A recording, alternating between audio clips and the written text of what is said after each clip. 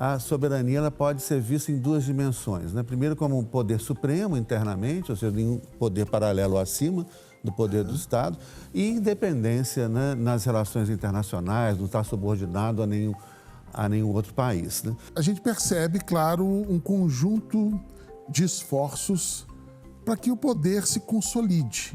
E esse poder sempre esteve ligado à tomada de terra, ao controle dos territórios. Desde que surgiu a ideia de soberania até hoje, o que mudou e o que a gente entende por soberania hoje? Olá, estamos começando mais um programa Polis e hoje nosso convidado especial é o professor doutor Rodrigo Correia Teixeira. O professor Rodrigo é do Programa de Pós-Graduação em Geografia, Tratamento da Informação Espacial e professor do Departamento de Relações Internacionais da PUC Minas.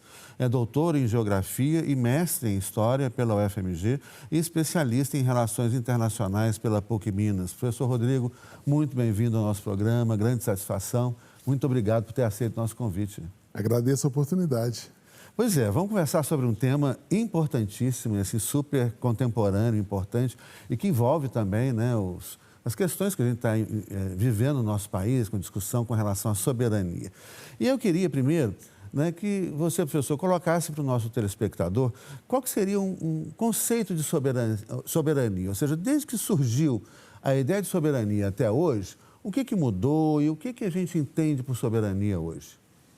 Quando a gente olha para a história das unidades geopolíticas que vão se configurando, né, ao longo da história da humanidade, numa história global, e aí a gente pode pensar desde grupos de coletores e caçadores, grupos nômades, e há alguns milhares de anos a formação das primeiras civilizações, e aí cidades-estado, reinos, impérios que vão sendo construídos em certas partes, né, com destaque aqui no planeta, no Oriente Médio, na região hoje, onde se estabelece hoje a Índia, a China, e, claro, em torno do Mediterrâneo, e mais tarde, né, na América, a gente percebe, claro, um conjunto de esforços para que o poder se consolide. E esse poder sempre esteve ligado à tomada de terra, ao controle dos territórios e, junto com isso, a definição de limites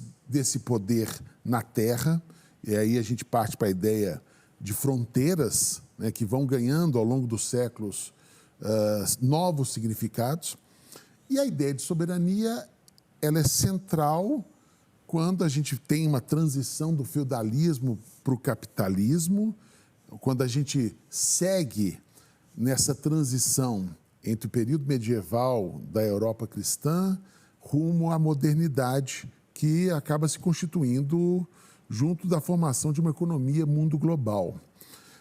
No período medieval, nós temos fundamentalmente um conjunto complexo de poderes atuando. Então, é possível caracterizar a Idade Média na Europa como sendo um ambiente de múltiplas soberanias, em vários níveis, em várias escalas geográficas, pensando desde dos municípios, né, das cidades, passando pelas guildas, né, as corporações de ofício, ao mesmo tempo monastérios, ordens religiosas, reinos que ainda vão estar em gradações distintas, né, de posicionamento frente ao poder e controle das fronteiras e, sobretudo, uma polarização entre papado e império. Associa aí o império, sobretudo, à experiência do Sacro Império Romano Germânico, né, o Império Carolíngio, que estabelece ali a tentativa de alguma maneira, retomar princípios do antigo Império Romano, mas numa combinação que, ora, é de grande tensionamento e outros momentos de uma certa harmonização com o papado. Né? Então, você tem essas duas esferas do poder na Europa medieval que trazem aí, vamos dizer, o contexto mais amplo no qual irão surgir os Estados modernos. E nesse surgimento dos Estados modernos, claro, outros elementos vão se destacar e começam a distanciar desse quadro medieval. Certo. Aí, nesses Estados modernos, então, é que a gente vai construir um conceito que é um conceito que nos acompanha até hoje, né? A gente, no direito, né, você da área da geografia, relações internacionais, a gente costuma falar que a soberania ela pode ser vista em duas dimensões, né? Primeiro, como um poder supremo internamente, ou seja, um poder paralelo acima do poder do Estado, e independência, né, nas relações internacionais, não está subordinado a nenhum outro país, né? Esse conceito acompanha a gente, né, até hoje, né, a construção do Estado moderno, das fronteiras nacionais. E assim, dentro dessa perspectiva, o que a gente podia dizer? A gente tem 193 estados que integram as Nações Unidas. Formalmente, né, eles são estados soberanos, mas a gente sabe que na prática não é bem assim que funciona, né? O que a gente podia dizer assim? Quais são os estados efetivamente soberanos hoje em dia? Idealizando e usando certos critérios mais fechados, né, a gente pensa que os membros da ONU, a gente considera que os membros da ONU são estados soberanos, territorialistas, mas na prática as capacidades materiais são bem distintas. E aí, é claro, nós temos rumos ou vieses possíveis de abordagem, né? Se a gente considera algo numa perspectiva da geopolítica, das relações internacionais no sentido mais convencional, né, os tratados que colocam fim à Guerra dos 30 Anos entre protestantes e católicos, os tratados de Westfália de 1648 são uma referência, né, para superar, em grande medida, os vestígios medievais e configurar o poder do Estado em detrimento de poderes que pretendiam ser supranacionais, como do Império, como do Papado, né? Então, 1648 é essa referência.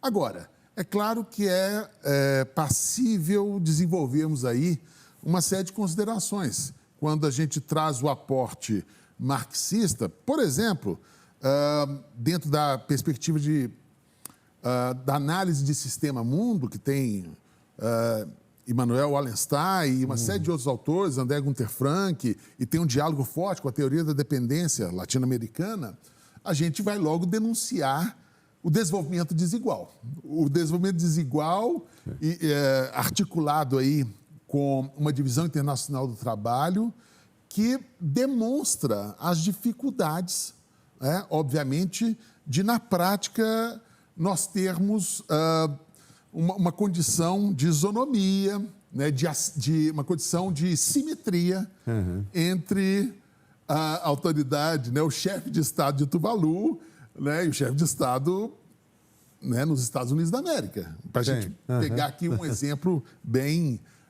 discrepante, né, trabalhar aí com polos bem distanciados. Ou seja, um autor caro à área do direito, até onde conheço, né, Carl Schmitt, mas que é lido por diversas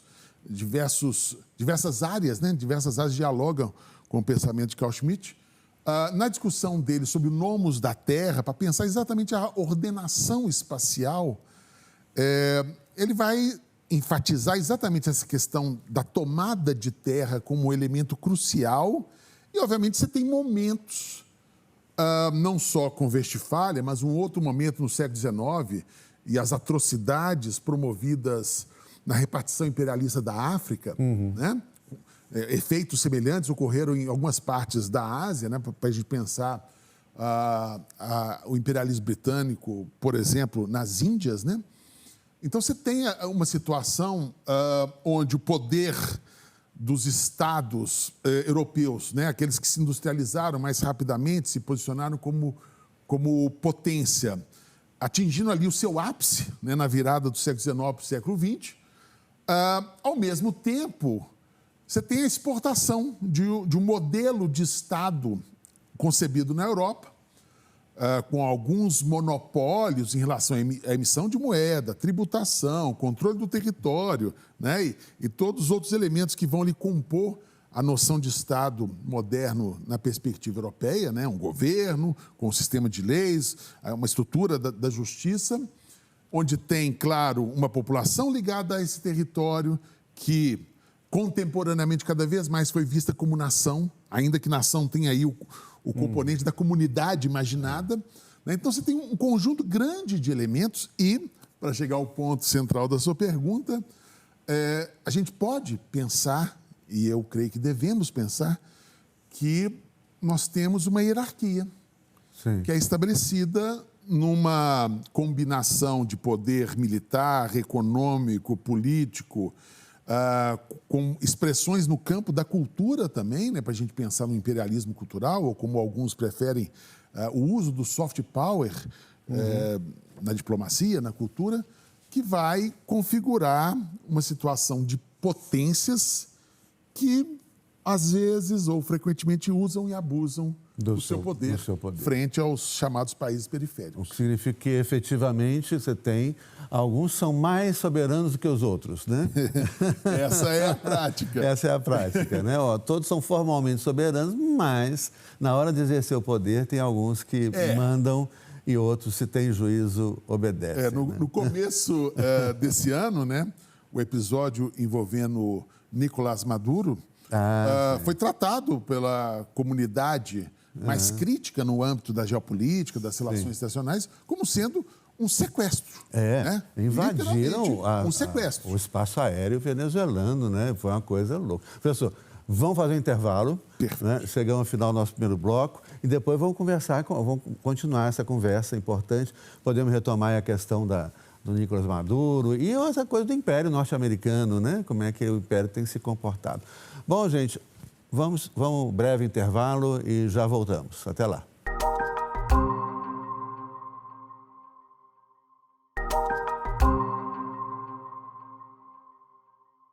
Olá, voltamos com o programa Polis. Hoje, nosso convidado especial é o professor Dr. Rodrigo Correia Teixeira, que é professor do Programa de Pós-Graduação em Geografia, Tratamento da Informação Espacial e professor do Departamento de Relações Internacionais da PUC Minas. Professor, nós estamos de volta aqui conversando sobre a questão da soberania e a gente estava falando, né, que embora formalmente, né, a gente tenha hoje 193 estados que integram as Nações Unidas, né, e que são, teoricamente, estados soberanos. Na prática, não é bem assim que funciona. E a gente está falando, então, por exemplo, um episódio recente que foi a violação, né, da soberania da Venezuela pelos Estados Unidos, né? E como se comporta, né, esse império, o império norte-americano, que hoje está sendo desafiado. Mas eu queria pensar alguma coisa aqui com você, porque além dessa questão, a gente está vivendo hoje um momento de crise do Império Norte-Americano. Né? Você tem outros impérios que ressurgiram, o Império Russo, né? Depois do fim da União Soviética, a Rússia foi lá para baixo, mas agora retoma com força o seu poder, né? De certa forma, poder imperial, né? Militar, né? Econômico, não. A China, né? Que é um império, o Irã, né? Agora... Né? Enfim, outros ex-impérios, né? Como a Turquia. E aí eu queria saber, como é que a gente pode falar, por exemplo, se é possível uma governança global nesse momento onde a gente está vivendo uma reacomodação. Né? Parece que os países estão se empurrando, me dá espaço aqui, me dá espaço ali, eu quero meu espaço de volta, eu quero manter meu espaço, Estados Unidos. Como é que isso está processando assim? Como é que está acontecendo? O grande momento da condição de superpotência dos Estados Unidos, na minha avaliação, é de 1991 a 2001, quando ocorrerá o 11 de setembro, o ataque ao World Trade Center. Ali era inquestionável, né? O Japão aparecia como a segunda economia do mundo, mas sabíamos que dificilmente ele poderia desafiar de fato, porque não tinha capacidade militar, entre outras coisas. Bom, de lá para cá, não só as questões envolvendo o terrorismo, a guerra ao terror, como foi anunciada pelo governo Bush à época, mas a emergência chinesa, junto com a emergência de outras potências, né? Índia, África do Sul, o próprio Brasil, mas aí você tem Turquia, você tem a economia pulsante de africanos como Nigéria, Egito, África do Sul. Então, a gente tem um mundo que tem sinais de multipolaridade muito sério e onde o desgaste da condição de potência dos Estados Unidos é evidente, né? Ou seja, o grande momento dos Estados Unidos já passou. Agora, como irá se desdobrar, é claro que aí há uma dificuldade, né? Porque são muitas variáveis que estão em curso, fundamentalmente. Mas uma coisa interessante, que os Estados Unidos, parece que ele ele abandonou, não sei se a palavra é abandonou, mas ele perdeu o seu soft power. Aquele poder que vem por meio da penetração cultural, do cinema, da música. Os Estados Unidos, é lindo, não sei o quê, parará. Isso com o governo Trump, parece que ele jogou isso fora, né? E a China está se aproveitando disso, a gente tem outros soft power aparecendo aí. Sul-coreano, por exemplo. A Coreia do Sul, com a televisão, né? As séries sul-coreanas. Né? A própria Índia tem uma produção cinematográfica muito forte, né? Que consegue cada vez maior penetração, maior influência. De fato, os democratas sempre foram melhores, né? O chamado soft power. Né? Então, os republicanos sempre tiveram um discurso mais rígido e posicionamentos que criam distanciamentos. Né? Ou seja, há uma perda evidente na área diplomática quando os republicanos estão no poder, na minha avaliação. O mundo tornou-se muito mais complexo, né? Ou seja, não só a nível nacional, pensando no Brasil, e como alguns programas televisivos tinham o papel de anunciar a verdade, né, para os brasileiros, né, como a nível global. Né, o papel de Hollywood foi se alterando e o conjunto de produção, por exemplo, no campo cinematográfico, gerou essa fragmentação e, ao mesmo tempo, alternativas de se encontrar nichos, né, que até então não tinham espaço para existir. Né, essa grande transformação midiática que estamos vivendo e que gera, de fato, novas configurações de poder, né? Nessa vinculação aí muito íntima entre poder e saber e, claro, o domínio dos meios de comunicação que se ampliaram, se complexificaram e, ao mesmo tempo, traz um desafio para quem faz a análise, traz um desafio para quem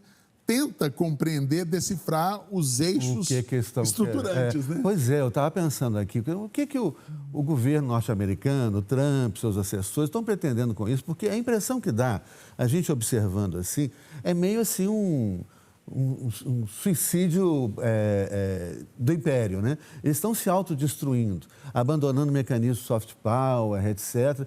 Quer dizer, essa aposta, né, nessa forma agressiva, mas os Estados Unidos sempre foi agressivo, mas nessa forma assim, de abandonar o soft power, fecharam a Rádio das Américas, né? Fecharam mecanismos de expansão da ideologia norte-americana. Você acha que isso é um grande erro, isso aí?